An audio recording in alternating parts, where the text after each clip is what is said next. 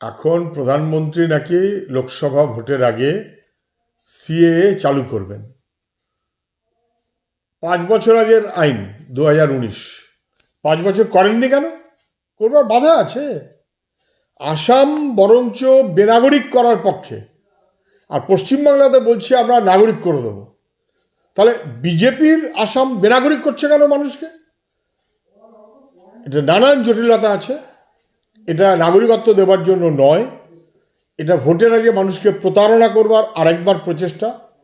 গোজামিল দিয়ে একটা কোনো বিধি হয়তো চালু করতে পারে, 5 বছর ধরে করেনি মানেটা কি? করার অসুবিধে আছে বুঝেই করেনি, করতে পারবে না বলেই করেনি, ওটাতে নাগরিকত্ব হবে না বলেই করেনি। এখন ভোটের আগে একটা গোজামিল দিয়ে কিছু চেষ্টা করতে পারে। ভাই, ভোটের জন্য এই দেখো আমরা এসে গেছি। এটা ভোটের জন্য একটা বন্দোবস্ত, এটা নাগরিকত্বের জন্য নয়। নাগরিকত্বের আবেদন করব